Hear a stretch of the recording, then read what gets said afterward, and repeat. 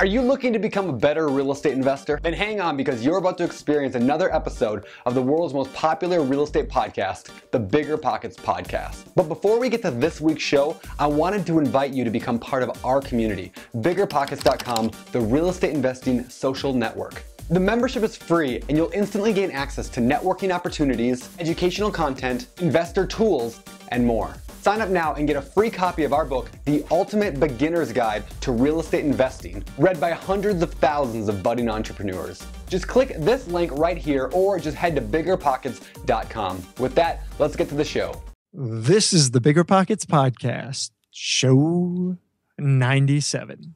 You're listening to BiggerPockets Radio, simplifying real estate for investors large and small. If you're here looking to learn about real estate investing without all the hype, you're in the right place. Stay tuned and be sure to join the millions of others who have benefited from BiggerPockets.com, your home for real estate investing online. What's going on, everybody? I'm Josh Dorkin, host of the BiggerPockets Podcast, here with my co-host, Mr. Brandon Turner. What's going on, Brandon?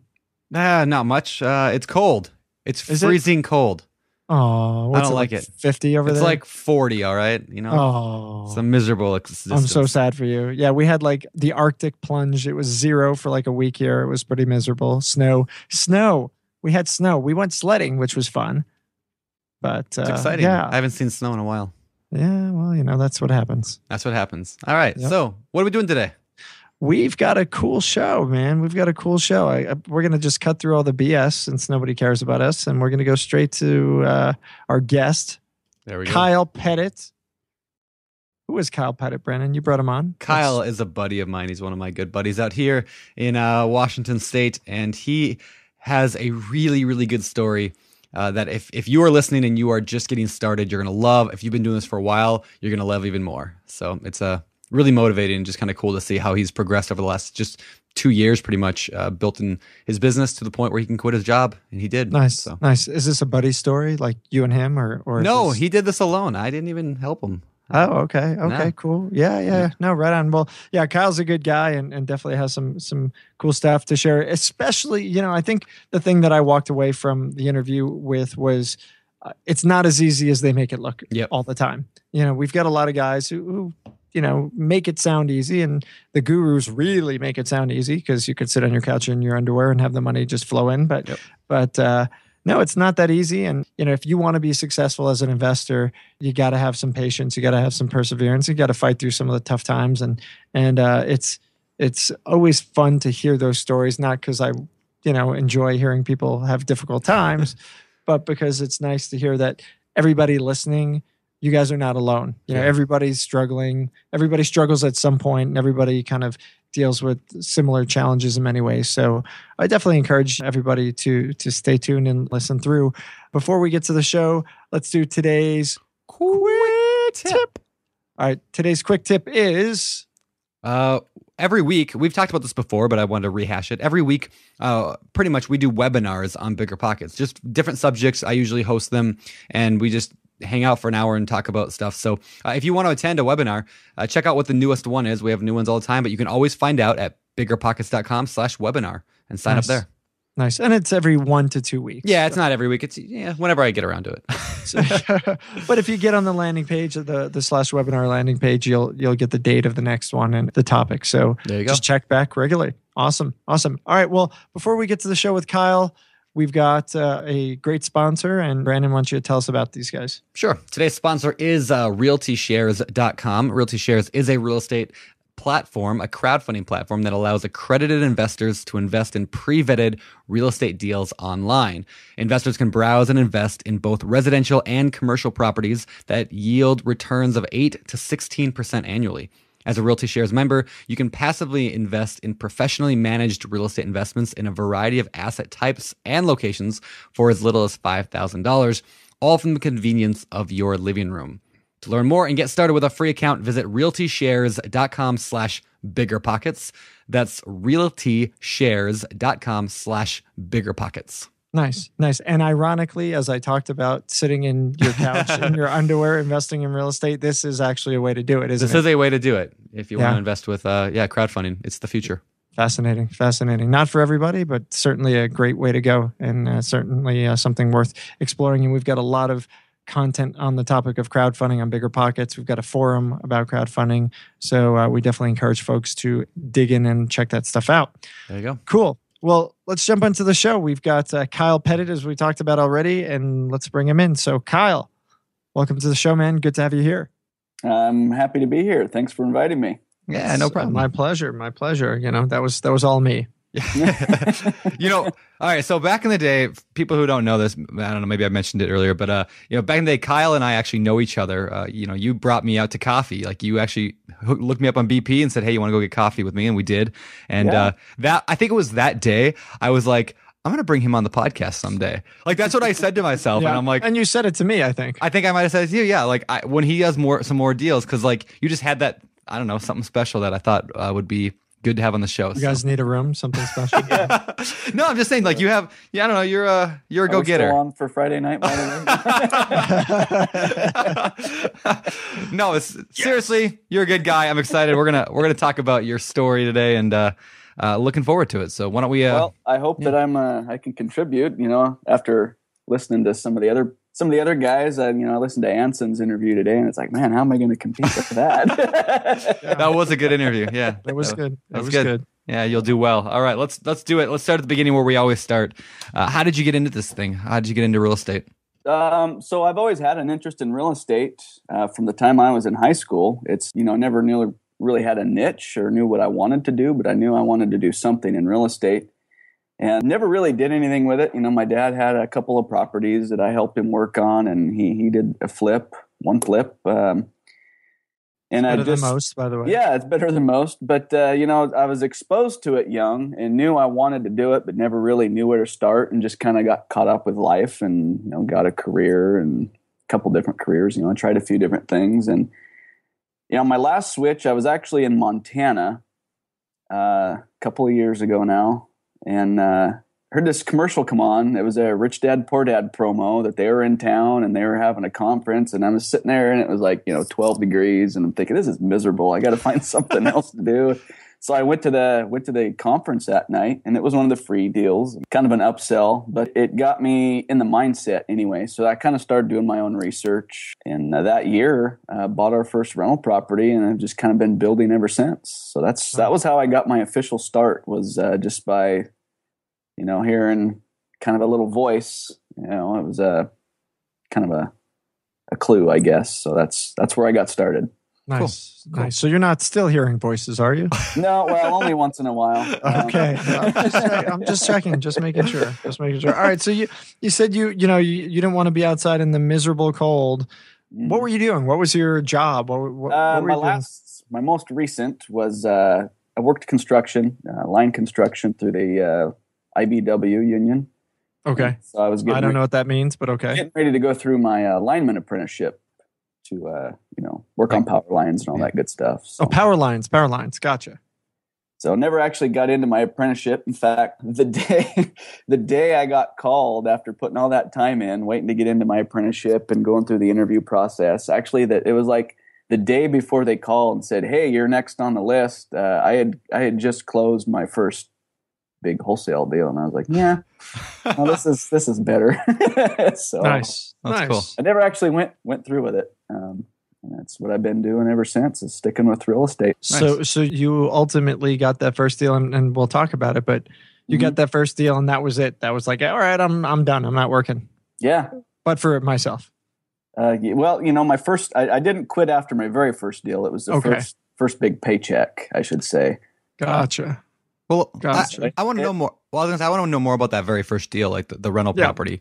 Maybe we can. Let's dive into that a little bit. Yeah. So the first rental property was it was an REO, and then I had kind of been watching it here in town, and the price kept dropping, and oh, real quick, you should explain where you live. Like, people make fun of me. People make fun of me for living in Podunk, Washington. You should talk to Kyle. I live. Yeah. What? Come on. I live about 20 minutes south of Brandon in a little town called Raymond, Washington. It's just how many people live there? City limits population is it's under 3,000. Wow. That's actually bigger than I thought. I was thinking like you and like 4 other guys, all pretty in like much lumberjack outfits. Yeah, it's an old logging fishing town, and it's it's not the booming area that it used to be back in the day. It's just kind of a slow pace living down here. So gotcha. So your plan is to own said town. Yeah, I've got 4, so I've got half the town now. So. Nice. All right, so you got this REO, and REO is real estate owned. It's a bank owned foreclosure property with no liens on it, so it's free and clear. Well, lien free and clear. Right. And you've been watching this thing drip and drop.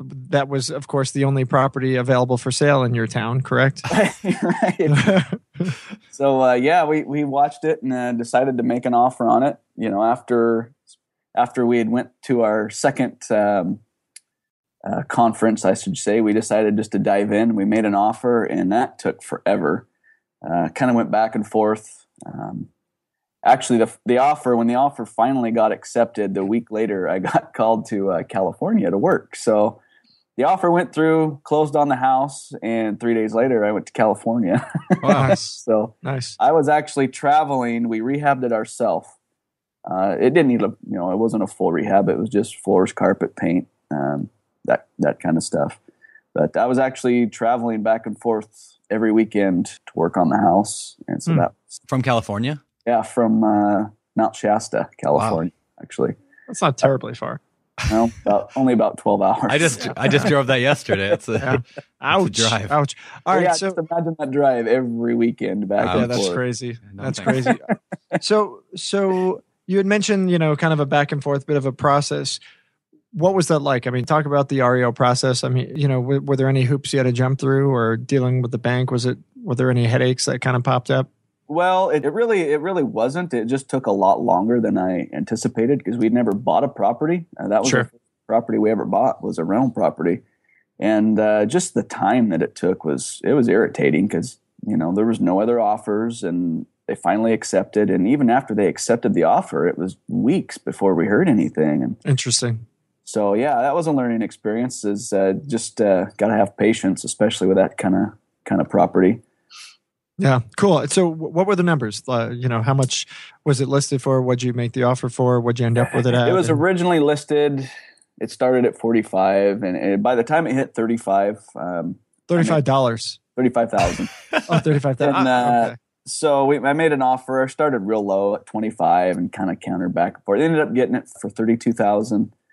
It needed, I think we put maybe $5,000 into rehab.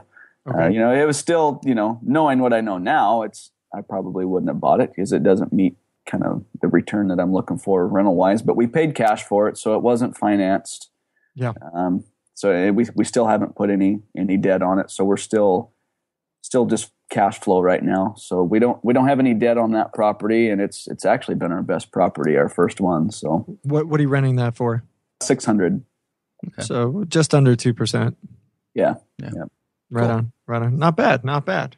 Can I just ask, why did you not put debt on it at the time and today? Why do you not, put some debt on it, get some cash out? What's kind of your reasoning? Well, now, at the time, it was just because I knew it would be a quick, offer that they looked at over any others that would have come in. And I really didn't want to deal with financing. Well, for one, the bank wouldn't have loaned on it because it needed it. The power had been unhooked for a certain amount of time. And in this county, unfortunately, if it's unhooked for over a year, they require you to install a whole new underground service because they're trying to get rid of the overhead lines, I guess. So that was a cost that I wasn't expecting. So without power, there was no lender that would basically loan on the property. It needed too much. Yeah. Well, let me ask you this then. First of all, do you have any reason why you don't, put some debt on it now? Is that just like principle, or you just haven't got around to it, or you don't want to? Just haven't got around to it. I certainly will use it for leverage now, and I have used it as leverage, as collateral. I just haven't actually pulled any loans on it yet. Okay. And then I certainly have plans to do so with it very soon. Cool. Well, the reason I just asked that because, it's one of kind of like one of creative methods that you can use to buy real estate is by, having another property and then putting debt on that one to go buy more. And obviously this is a lower priced property. You're not going to be able to pull, a $200,000 line of credit to play with, but right. You might be able to work something. The second kind of question I had was, you're a younger guy. I mean, I don't know, you and I are pretty close in age, and you paid cash for that property. And I don't know a lot of guys, especially in our area, right, that have that kind of cash. Did you just save up from your job, just save up for years for that? Or can you kind of talk about that? Well, it is a small town in Washington. Yeah. There's a little trade of meth that we don't want to really talk about here. There's plenty of that around. But yeah, it wasn't all mine. My wife also, we both contributed to it. But yeah, I had a little bit saved up, and she did as well. And nice. And so. Well, so maybe you can kind of, I don't know, do you have any good tips for people, that are listening to this right now who have a hard time saving up that down payment? They have a really hard time saving up $5,000 or $3,000 or $2,000. A lot of people are living paycheck to paycheck. Is there anything you can offer? I guess, it's something I learned as well, and everybody goes through it. But if you're still living at home or living in a place you can barely afford, but you've got an $800 a month truck payment, you need to rethink your priorities. Yeah.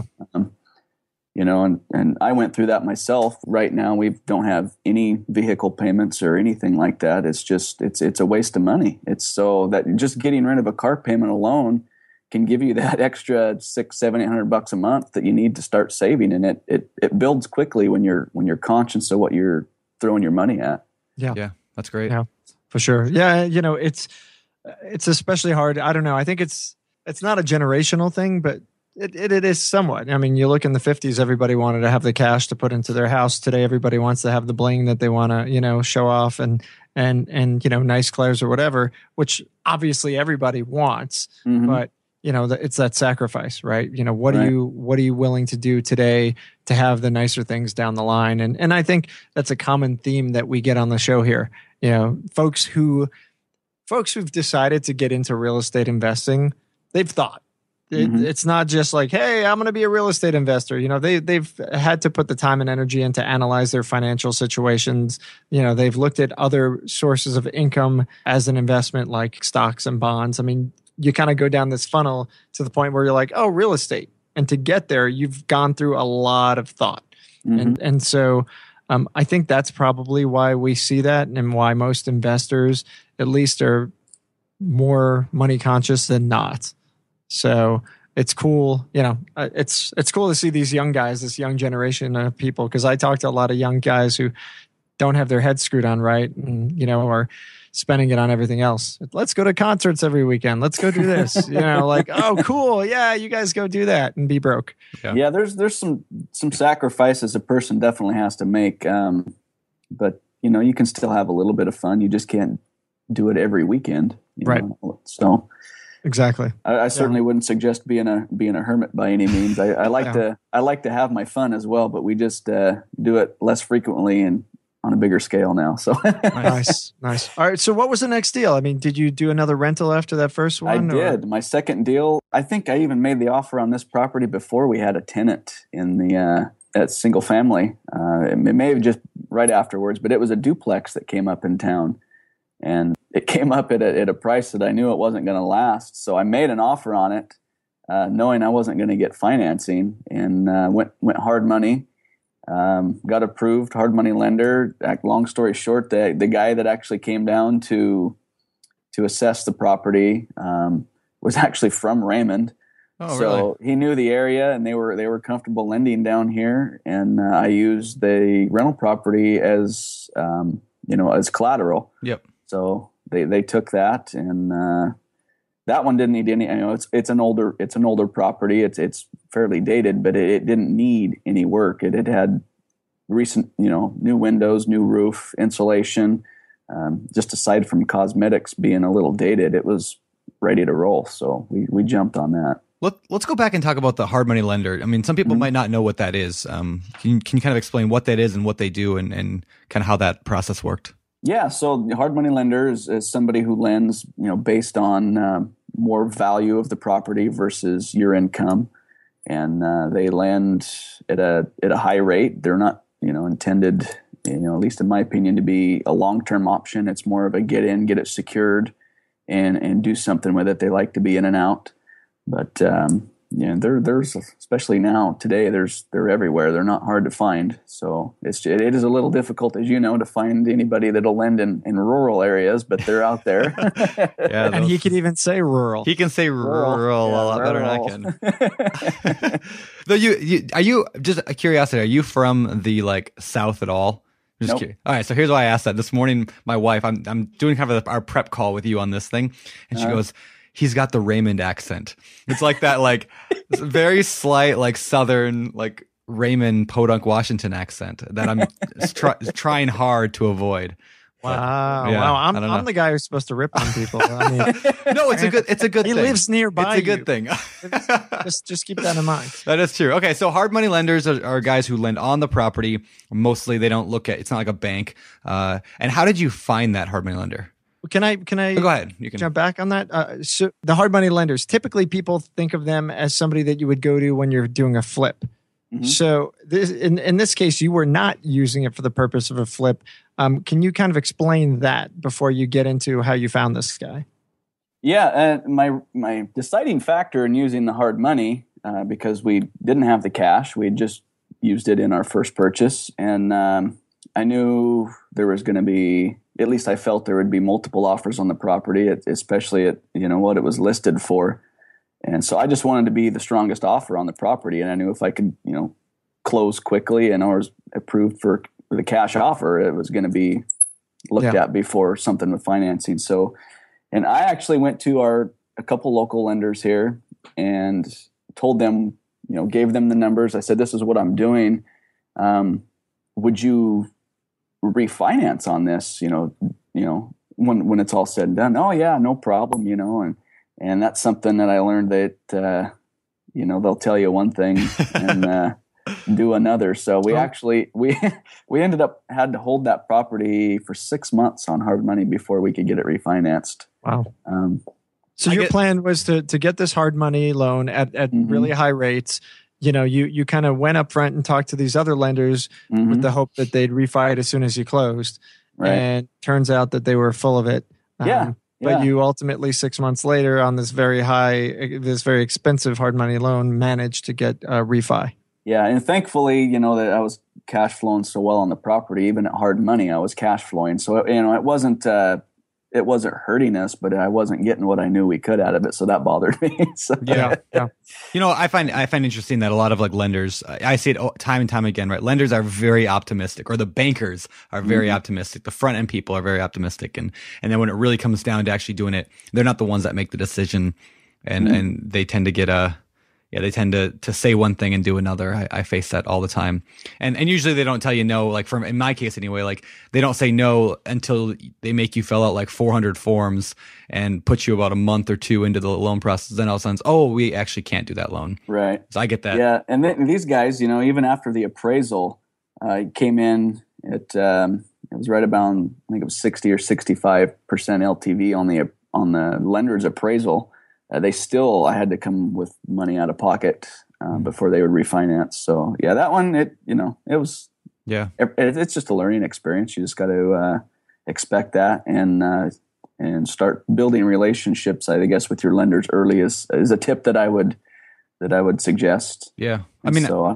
I think that's huge. like building those relationships. We've talked about that on the show before, and I stress it all the time. Is start building those now, even if you're not mm-hmm. gonna use that loan right now. So, do you remember where you got the hard money lender from, or where you found them? Like, was that online or? Yeah, it was online, and it was. You want me to say who they were? I don't know. You can if you want to. You don't have to give them a free plug if you want. I found them online. Okay. I had talked to a couple other people who had used them and said they were good, and they ended up being really great. So I definitely use them again. Cool. And you can find, for anybody listening, if you're looking for hard money lenders, you can always post in our marketplace. Hey, at biggerpockets.com/marketplace, I'm looking for a hard money loan. Here are the numbers. This is what I'm looking for. You can also look in our hard money lenders directory. I'm having a hard time talking today. The lender I use is in the directory that you guys. That's what I thought. Yeah. So, yeah. It's biggerpockets.com/hard money lenders. And also, can I plug my book? Josh. No, you can't. I'm going to plug my book. Oh, dude. Chapter 5 of the book on investing in real estate with no and low money down is all about hard money and the exact strategy that you use with hard money. I talk a lot about, I've done that too, hard money to refinance. So, all right. Anyway, if people want to pick that up, where can they go to get that? BiggerPockets.com/no money. Wow. Look at that. See? Look at that. Today's show is sponsored by me. All right. Well done. Well done. All right, let's get to your next. Actually, we don't want to get to your next deal. I want to hear about the numbers on this deal, the duplex. Sure. The duplex? Yeah. So we paid just under $65,000 for it. They're both 2-bed, 1-bath units, but they're really big units. It's a three-story house. Oh, wow. It was built as a duplex. It's not something that was turned into a duplex. So it's got, I think each unit has, I want to say like 1,700 square feet, which is for a 2-bed, 1-bath is pretty big. That's pretty good. Yeah. So, and we rent those for one's at 600 and the other one is 575, which will be going up again when the next tenants move out. Nice. So again, pretty almost close to that 2%. Yeah. Mm-hmm. Cool. All right, let's move on to the next one. I mean, we can just kind of walk through your whole story, I suppose. Yeah. What came next? I mean, I think this stuff is really good. I mean, a lot of the guys we have on the show, they're done 100 deals. Anson's done 100 wholesale deals, right? But I think people love this kind of stuff because it's like, let's talk about your first, second, third, fourth. So we can do that all day. Yeah. Justify it however you want. Let's just get to it. All right. So what came next? My third deal, and keep in mind these all came pretty quickly, so they were all. It was just, I couldn't believe, how much there actually is to buying a house and doing it. It sounds easy in theory, but it's the details that get you. So, the third deal was actually a wholesale, and it was a lease option wholesale. And the lead came in off of one of my Craigslist ads and kind of went over some options. I'd never done a lease option, of course, but I'd read a couple of books, and so I just started working through it, and it turned into be a mess. But well, tell us what is a lease option? How do those work? And how do you wholesale it? How do you whosale a lease option? Yeah, how does that kind of work together? Yeah, so basically with the lease option, or you don't, in the case of this mess of a deal, right? Yeah, it's been interesting. Yeah. But lease option is basically you tie the property up on a lease with an option to purchase with the seller. Full disclosure, they know exactly what's going on, and then you, with an assignment contract, assign your interest to an end buyer who wants to live in the property.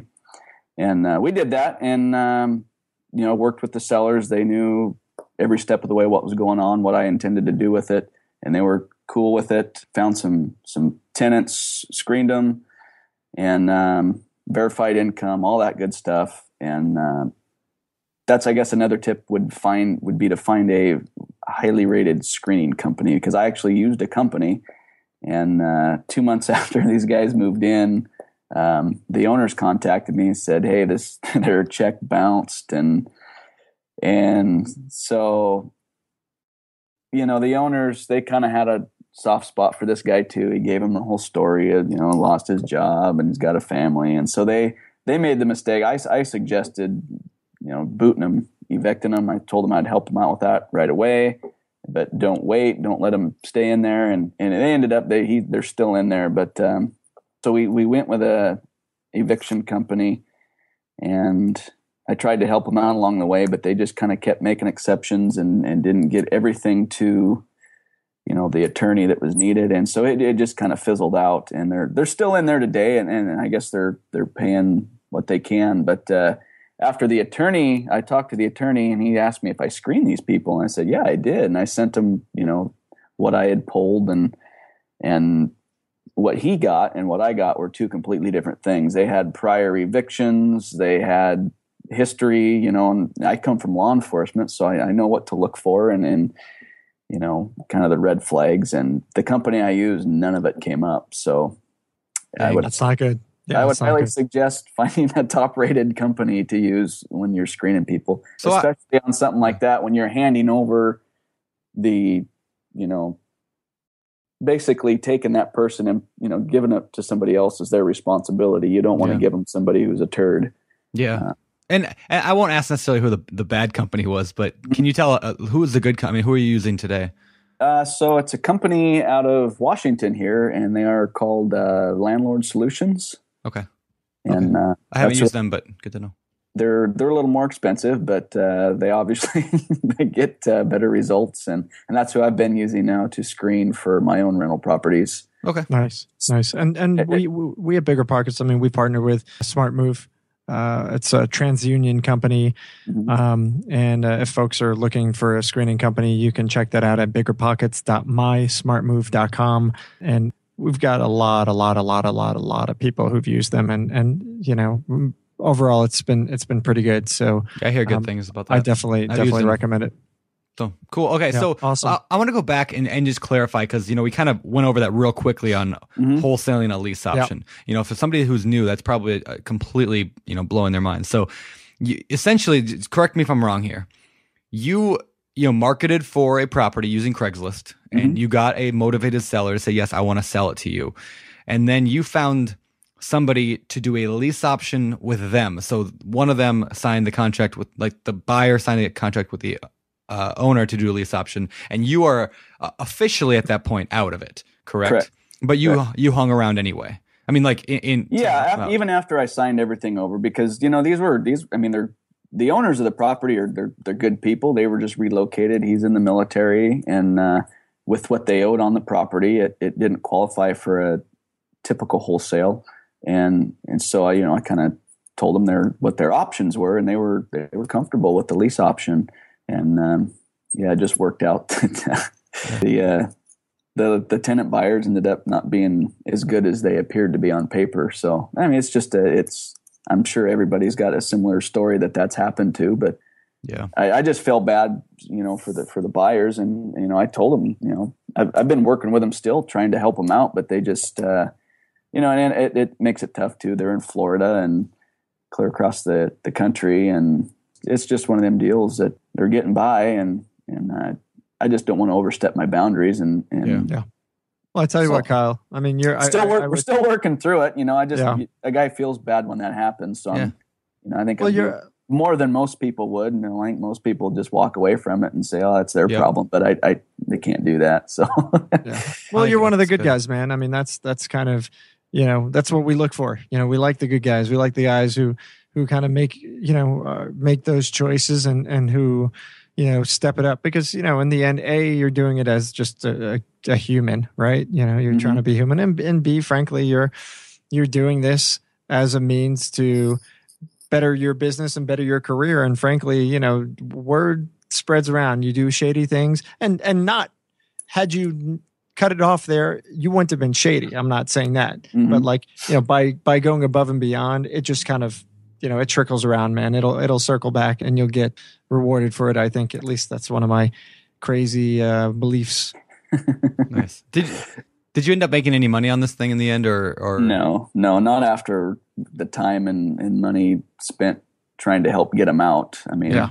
I mean, at the beginning, it was a small lease option assignment. I think it was, I'd have to look. I think it was $2,500 or something like that. But yeah, after everything's said and done, I'll definitely be in the hole on it, just trying to trying to do the right thing and make everybody, make it work out. But I'm at a point where I'm not going to throw any more money at it if all parties involved aren't going to. Yeah, well, obviously they were aware of the, what you were doing, and it was a lease option. So, I mean, I think it's very cool what you've done so far, and I think it's important for people to hear this. I kind of been, asking you these questions because I think it's good for people to know, real estate doesn't always end up as a big, gigantic check in your mailbox. I mean, despite what, like wholesalers love to post pictures of their checks, and that's a big thing. Is like, hey, look what I just made, and yeah, that's motivating, but they never hold up the check of, negative $12. They never hold up the bill and say, this is what I just did. So I think that's cool.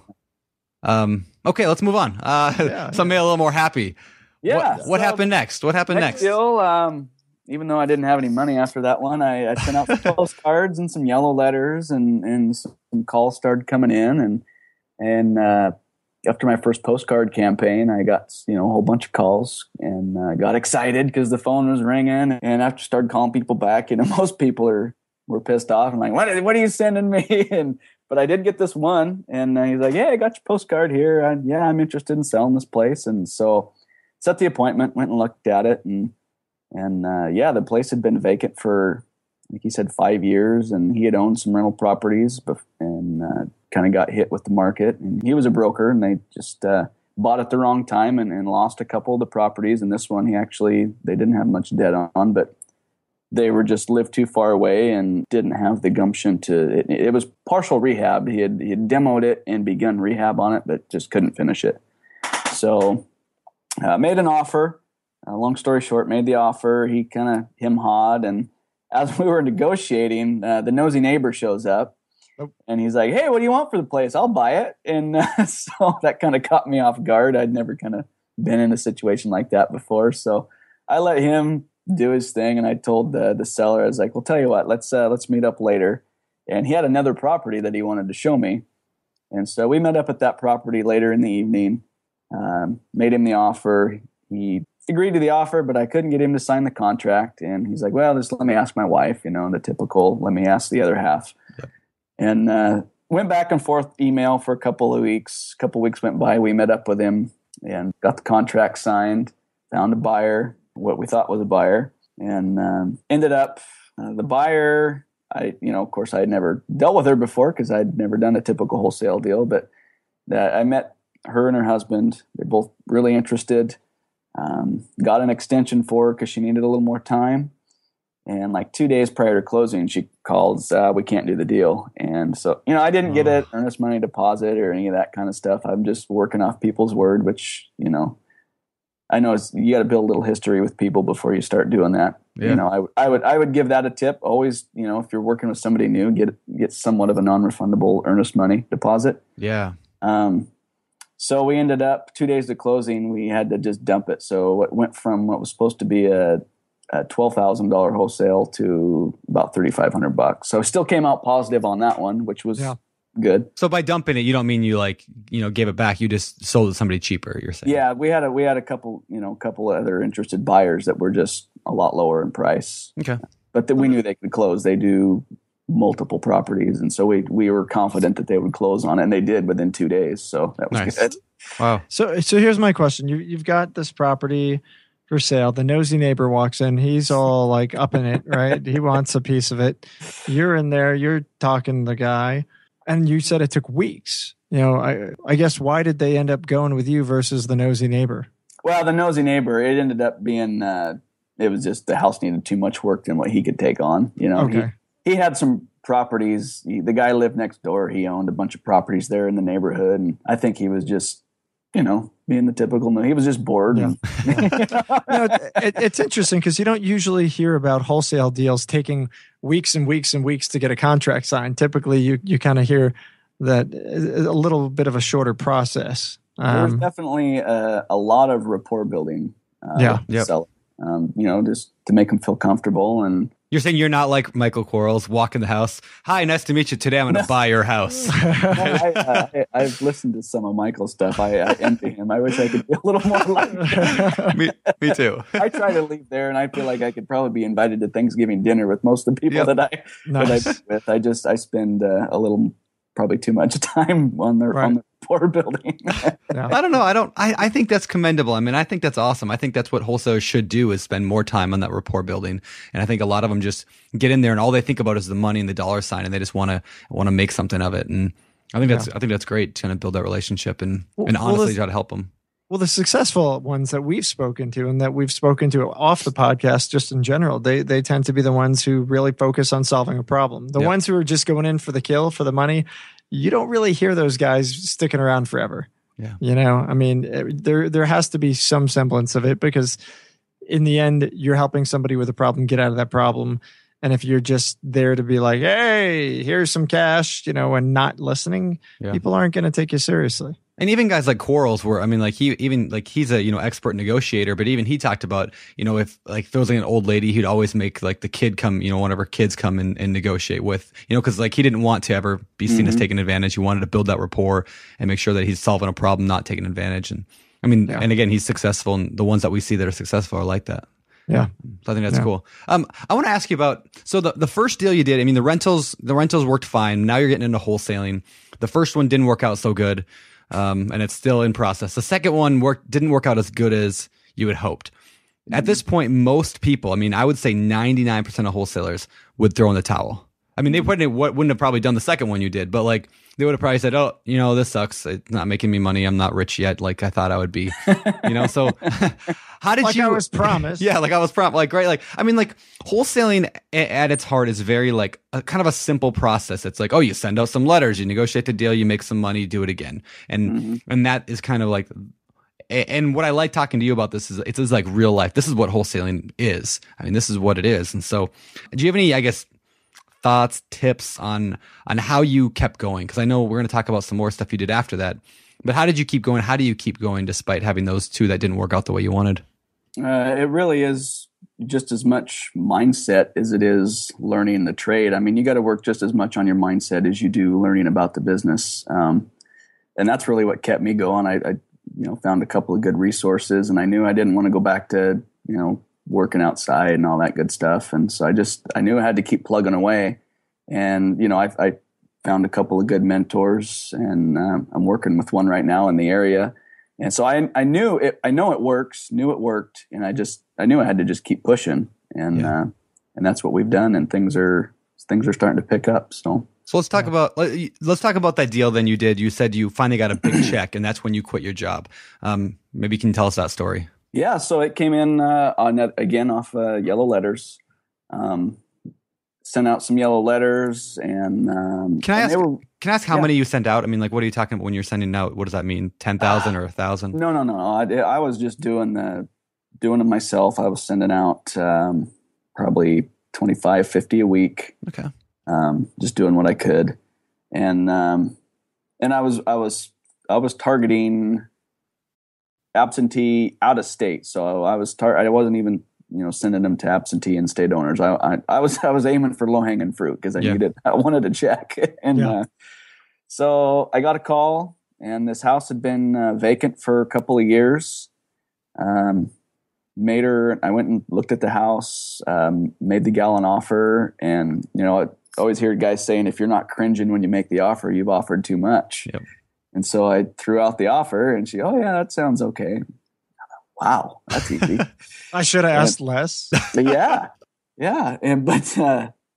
So got it under contract, and talked to her a little bit more, and she kind of gave me a little bit of story on what happened and why the house was vacant. And then I felt bad because I knew what I was going to make on an assignment. So like the next day, I called her up and I was like, yeah, we looked at the numbers, and I can actually give you a little more for that. Nice. So it went from it was set to be a $30,000 assignment to 25. Wow. So most guys are probably thinking, "What in the hell did you do that for?" But I just felt bad, I guess. So I don't think there's anything wrong with that. I was happy with what I was getting. No, that's great. Okay, so you ended up making $25,000 then off that. Mm-hmm. That's awesome. It's pretty good. Oh, I love that. I don't know. We talk a lot about direct mail. I mean, we talk a lot about that. A lot of people are using direct mail. I love the fact that you just did your own 25, 50 a week. Like, you didn't go out and spend 10,000 a month on sending out mass letters. You just did what you could where you could, and it worked out for you in the end. I think that's great. Well, even if I could have afforded to do more, I couldn't have handled the calls that came in. So I knew I would have been wasting my money if I did any more than what I was doing. And that's something you and I talked about. We just talked about a couple weeks ago when we were out at the coffee shop about answering phone calls. Because I hate answering phone calls, right? I hate that point. You don't like it either. So I absolutely despise it. But nice. So what do you do then? Yeah, if you don't like it, do you actually answer? Or? Well, no, they go to a Freedom Voice. Okay. I got a Freedom Voice account. I was using Google Voice, but I started having too many problems with it. So I use a Freedom Voice account now. What does that cost? Remember? I think it's like $19 a month. Okay. There's a couple out there that are similar, but yeah. So everything goes to voicemail. That gives you the time to kind of like get your confidence up, do some research. Yeah. Yeah. Okay. And like I was talking to Brandon about, it really is all mindset, because I look at some of the stuff that I've done in the past, as far as careers and things, and it's like, why this is what I used to do, and I'm afraid of the phone. I mean, it really is just, it's all in your mind. And it's still something that I struggle with, making the phone calls. But I'm right there with you. Just keep pushing through it. Yeah. Yeah. Is it, is it a preparation thing? If you kind of knew who was going to be calling you and you had the information that you needed in front of you on that person and felt more prepared, do you think that would make a difference? Because for me, I don't like answering calls from strangers because I want to be prepped. You know, if I get a random phone number, I'm never going to answer it because I don't know who they are. I don't know what the call's about.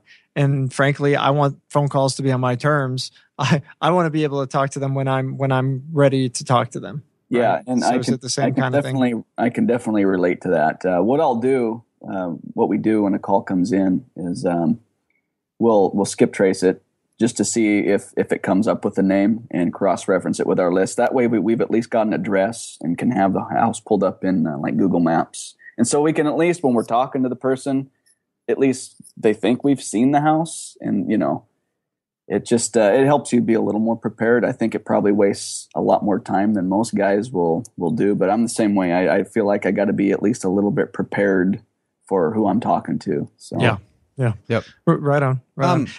Oh, go ahead. I was going to ask, you know, we kind of glanced by it, but you know, you did ultimately quit your job, right? Mm-hmm. So how did you know that it was the right time? Was it, hey, I just got this check for, you know, 25 grand. You know what? That'll last me the next 6 months, a year.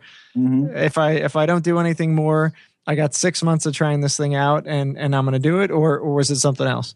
No, I'd say it was just kind of after I got that check, and it was just, I was like, wow, it does work. I can do this. And so I knew with more time and a little money for marketing now that, you know, I could scale it and really turn it into something. So that's what I decided to do. Yeah. That's cool. That's cool. great.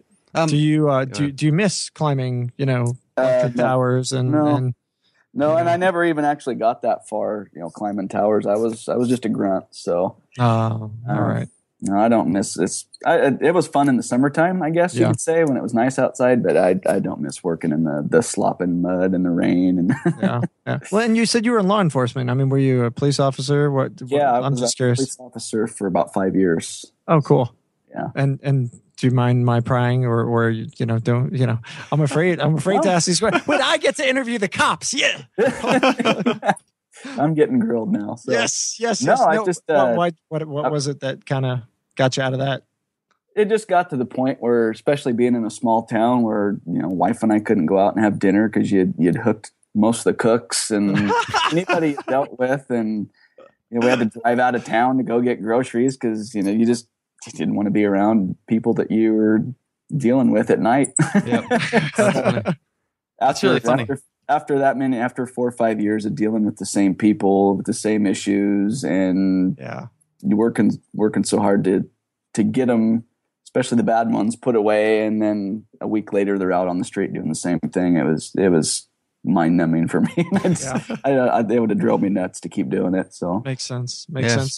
All right, so you did these wholesale deals. You bought a bunch of rentals up front. Kind of get us up to where we are today. I mean, did you continue to pick up rental properties? Have you been wholesaling? What's been going on the past X amount of time? Actually, what I've been focusing on, and I guess you could probably call it more of procrastination and distraction than focusing, but building my network and meeting other guys in the area. And I've met one guy locally that I'm working with now. We're actually partnering. He's taking care. He wanted to expand and move into another area, and it was the area that I was working. So I said, hey, this is what I don't like doing. And so he agreed to do, you know, the direct mail part of things. And I agreed to kind of set appointments and go on appointments and get deals under contract, and we'd split the profits. And so that's what we're doing. Nice. So you guys are partners instead of, you know, fighting and competing and saying, you know, this is my town. No, you guys, we don't have an entity, no contract, anything like that. It's just, you know, we're just agreed to work with each other. And in fact, we closed another deal Friday. And That was a good deal. And so I think that was just under 18,000 on that one. Nice. That's great. And, did you get that from direct mail also? Yep. That was another yellow letter. Nice. And that was another one that went on for 3, 4, 5 months. And it was really strung out. So yeah. So you really want to be patient and wait it out, because something that you may think is a dead deal in time, if you really continue to work it, can work out, can it? Yeah. And sellers are funny. They'll just disappear off the face of the earth, and then out of the blue, they'll give you a call. Yeah. This is why, like, I hear wholesalers all the time say, or, like the ones that are really good at direct mail, is you just keep mailing. I think Jerry Puckett always says consistent and persistent, right? Like, it's just you keep going, because you never know. And if your yellow letter is sitting on their table when they're ready to sell, and you're going to be the one they call, you just never know. So, yeah. And, with this one, it was one of those deals where he was an absentee owner out of state, lived in Florida, and he thought the house was in a lot better shape than it was. And so he actually called me when he was on his way to come check out the property. And I asked him if he'd seen it lately. And he's like, well, no, why? And so after he's seen it, I didn't hear from him for a long time. And then I even sent him a couple contracts in the mail, and a couple months went by, and he sends me a text message. And he's like, should we try this again? And I knew he was ready at that time. So I jumped on it. So nice. How else do you market besides yellow letters? I mean, you've got a website. Got a website. Starting to get some good leads coming in off of that. Nice. I've really been trying to learn about a little bit of AdWords and SEO. And that's the whole thing that I find it's a real distraction for me. I'm easily lost in the rabbit hole chasing shiny objects. I mean, I'll spend 2 or 3 weeks researching websites and SEO, and you haven't sent out any letters and wondering why I'm not getting calls. And it's so easy to get lost. The guy's really just gotta, I think the key for me now is having somebody that I'm accountable to, so that if I'm not holding up my end of the deal, I know it's going to get tougher. So yeah.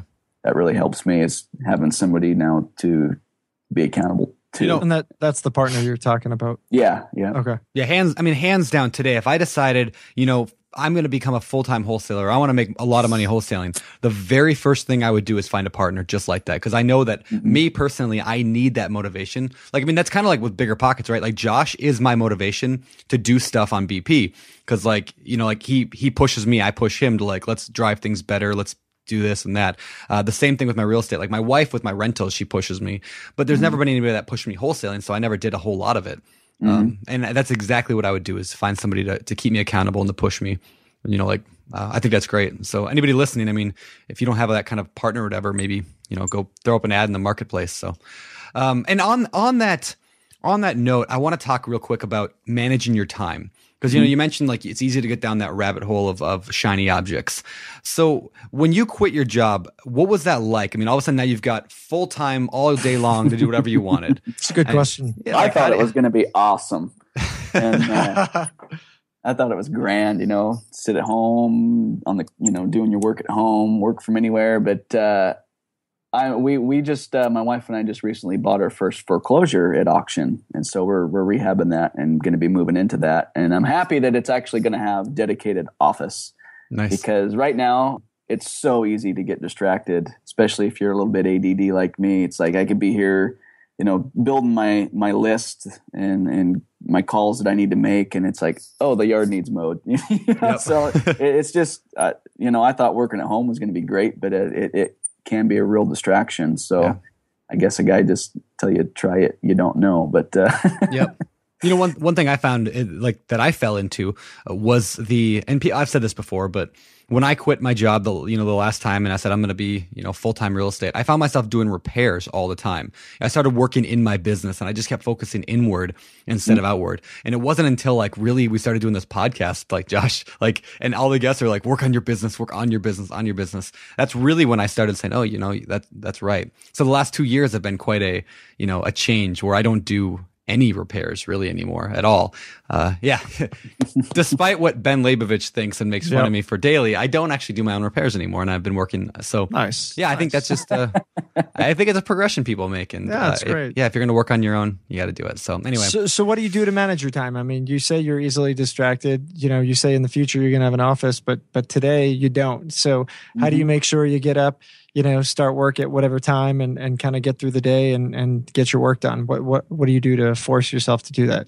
kind of what my schedule is now is I've made myself, there's a few out there. I kind of customized one that I found, but it's kind of a breakdown of your day. I get up, I jot things down at night before I go to bed, and then I get up. First thing I do in the morning is go over my priorities, what has to be done today, no matter what, organize the projects that I'm working on and pick out one or two tasks out of those projects that need to get done, people I need to contact. And it just it really having that on paper. And I really suggest that for people who are easily distracted is having it on paper so that it's there and not just on your phone or on your computer, but something you can look back to multiple times a day just to keep you on track. And that's really helped me a lot. And I've only been doing that the last month, but it's made a huge difference as far as if I catch myself outside, working on the house or doing something, I'll pull that out of my pocket and, this is what I'm supposed to be doing. Get your ass back to work. Nice. Yep. Nice. That's great. So, it definitely helps me having it on paper. I find the same thing. I do it with Evernote now. Yeah. And I've got Evernote too, and I was using it, but I found that it's easy not to open the app. And if it's there, if it's sitting right in front of you, or you feel it every time you put your hand in your pocket and you pull it out, it just works better for me to have it on paper. Yeah, I still do Post-it notes. Yep, Post-its. Yeah, I got those. You know what I really like? I really like these little notebooks that I get at conferences. Nice. And these things, it's just like a little. They make like a moleskin notebook, like a reporter's notebook. And I find these really handy. You just jot your notes down, keep them with you, because Evernote. I'll get all excited. I'll be like, yeah, let me put everything in Evernote, and I'll put like all these things in, and then it lasts for a day, and then 6 months pass by, and I've done nothing. Yep. Yeah, there is one app that I still use, and it's called Todoist. I know it. Yeah, I've heard that one, but I do like that one as far as organizing your projects and kind of keeping track of things. I still do use that one. Yeah. But what helps the most is keeping it on paper, writing it down. Yeah. Nice. And everybody's got their own system, and whatever works for you is going to work for you. So that's great. Well, cool. Listen. Do you hear that, Josh? Yeah, what? Do you hear that? It's time for the fire round.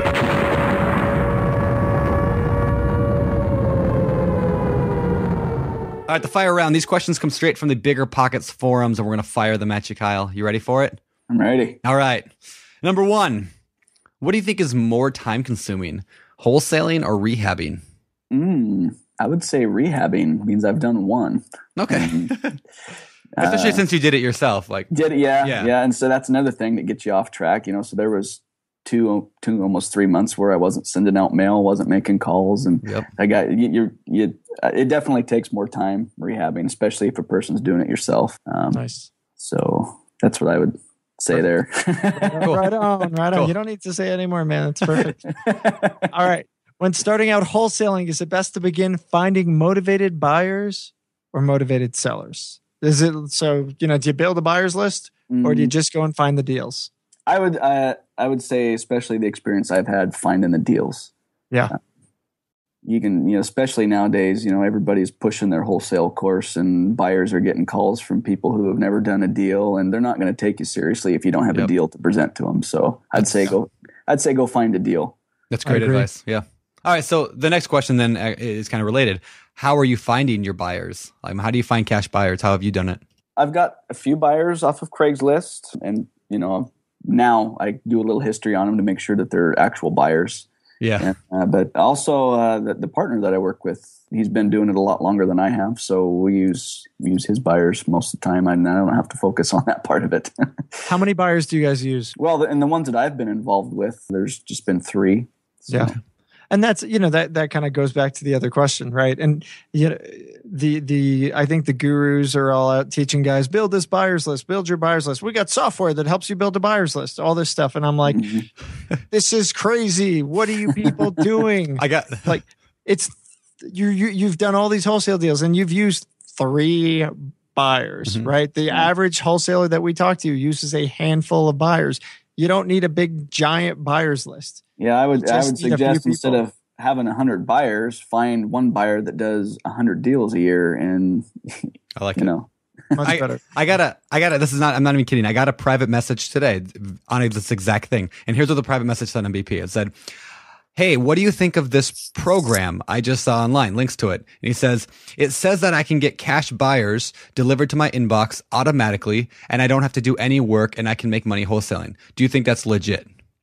And I'm like, I don't even understand how that's like a question that people can ask, like if everybody did that, then everybody would be doing. I mean, if it was that easy, everybody would be doing it. But like, you're gonna sit in your underwear, and just gonna magically buyers are gonna show up in your inbox, and then magically motivated sellers, are gonna show up in your inbox, and all you have to do is like click a button, and it joins them together, and you all of a sudden make $20,000. And that's what wholesaling is, right? Like, well, no, that's how the gurus make their money, selling to the guys who think go. that things are magically going to appear in their inbox. But blows my mind. It blows my mind. Anyway, that's crazy. Okay. All right. Last question. Here we go. Fire round. Last question is, what is the best strategy for finding wholesale opportunities? Obviously, well, for me, the yellow letters have been the best. Get the best response rate. I don't send, and mine aren't branded. They're just handwritten font, yellow letters, handwritten envelope, coming from John down the street that wants to buy your house. It's is that the return address? John down the street that wants to buy your house. Yeah. They're not anything fancy. They're just real.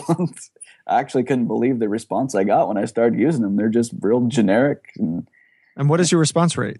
It varies, but it's between 12 and 16% on yellow letters. That's great. I mean, that's higher than a lot of people here.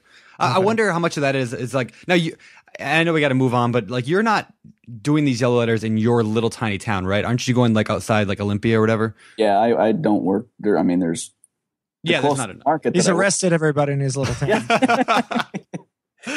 No, the closest market that I work, I mean, it's an hour and a half away. So when I set my appointments and stuff, that's come back to scheduling. I try to set them all for, the couple days a week so that, you guys not spending all your time driving. Yeah. Well, I think that's great. And when you are driving, you should tune in to the BiggerPockets podcast. Absolutely. Yeah, I've actually told people that many times before. I'm like, I always say that line that you can find good deals within a 2-hour drive of anywhere in the U.S. I mean, you kind of prove that you're in the middle of nowhere, but like within an hour and a half, 2-hour drive. And so, use that. I mean, use that to gain the education. We got 150 hours of podcasts now or something. Yeah, turn your car into your mobile university. Just don't listen to music. Listen to something that's, and that's what I do. I have there's 3 main podcasts that I listen to. One's BiggerPockets. The other one's more, working on mindset, and the other one's another real estate podcast. But I'm not a big book guy. I listen to a lot of podcasts, a lot of episodes. Yeah. Cool. And the interesting thing about finding deals, typically we're doing the opposite. Typically we're talking or defending, hey, you're in New York, Miami, Los Angeles, you're in a big city and you could find it within 2 hours. Well, we forget that the opposite's also true. There's a whole lot of people who live in the middle of nowhere. Let's just take anybody in North Dakota. And, now I got to piss other people off than the folks in Michigan. So, listen, within 2 hours, you could definitely find deals. So I think that's great. Well, fantastic. Yes. I think it's time for something. Time for the Famous Four. All right. Famous Four. The Famous Four, these questions we ask everyone. So Kyle, I know you've heard them before, but we're going to fire match you right now. Number 1, what is your favorite real estate book? Now, you said you're not much of a reader, but do you have a favorite real estate book? I do have a favorite real estate book, and my favorite yes. And for those people who with cannot, no or low money down, I'll give you your $20 later. Yeah. All right. What is your favorite real estate book? But the most interesting book I've read, and I haven't read a lot of them to be honest with you, but was the one by Peter Conti and David Finkel, the one on lease options. I don't really remember the name of it, but that's what it was. Yeah, I have it sitting in my room here somewhere. It's like, I don't remember either, but they can look it up on Amazon. Those two guys. And I'm like making big money in something, but go ahead. Yeah. And the other one, if I were to put them, I've never read Rich Dad Poor Dad, but I have read some of the Rich Dad Poor Dad real estate books. And the Guide to Real Estate Investing is it's a really, really good, breaks down the basics and how to get started. And so that was the first ever real estate book I actually read. Was is that like the ABCs of real estate, that one, or the real book of real estate? No, it just says Guide to Real Estate. interesting. Okay. Yeah. Okay, cool. Nice. What about business books? What's your favorite business book? My favorite business book would be probably How to Win Friends and Influence People by Dale Carnegie. Yeah, that's been my favorite book so far. Nice. And I actually read that full front to back. So Nice. I didn't stop halfway through and started. Awesome. Cool. All right, man. What about hobbies? What do you do in the middle of nowhere? I mean, other than I like to hunt. Cow tipping? Cow tipping. Yeah. There's cow tipping. Yeah. What do you hunt? Anything. Man, People. Yeah, I used to hunt people. That's actually quite true. All right, cool. No, I like the outdoors, elk hunting, deer hunting. Nice. You should invite Brandon down and get some video of him. I would have a hard. Hunting. I would enjoy watching that. Make him my decoy. Bless him. I like my fuzzy animals too much. Squeal like a pig, boy. All right, my last question of the day. What do you believe sets apart successful real estate investors, especially newbies, from those who give up, fail, quit, run away crying? What sets them apart?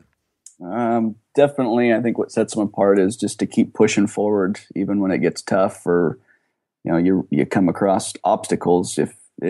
On any of my deals that I've done, none of them, except for the one big one, has been easy. They've all had their challenges, and it would have been so easy just to walk away from it. And so I would say persistence and perseverance, and just keep working through it. That would be my great. Awesome. That's great. That's great. All right, Kyle, where can people find out more about you? You can find me on my Facebook page. I don't even know what the URL is on it, but just search me on Facebook. You'll give it to us. Yeah, I'll link to it in the show notes. That or my website that you can't spell right. What is that website? It's eliteacquisitionsnorthwest.com. So well, it's not Northwest, it's NW. Correct? NW, yeah, eliteacquisitionsnw.com is my website. Awesome. Great. Well, guys, this is show 97 of the BiggerPockets podcast with Kyle Pettit. Kyle, it's really been a pleasure. If anyone wants to ask you questions, they could do it on the show notes page at biggerpockets.com/show 97. And I'm guessing they can also find you on BiggerPockets as well. Yeah. Absolutely. Cool.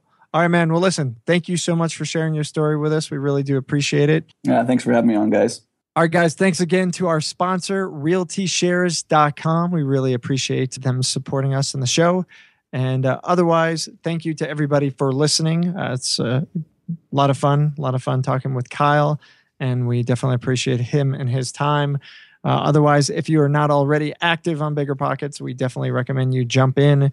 BiggerPockets, it's just such a great place to meet guys like Kyle and all our other guests. These guys come in, they hang out. They help one another out. They do business. They do deals, and it all kind of stems from getting on, creating your account, not just creating an account, but being visible, communicating, connecting to people, posting on the forums, interacting. So if you're not doing that, I definitely recommend you do so. Otherwise, check us out on Facebook, on Twitter, on G+, on LinkedIn. We're even on Pinterest. But check us out, find out about some of the cool stuff we're sharing. And that's all I got for you. Brandon, Charlie, got anything for us? No, we're good. No. You good, Charlie? All right. Charlie would be Brandon's lapdog sitting on his lap, not his imaginary friend, for those of you who cannot see us.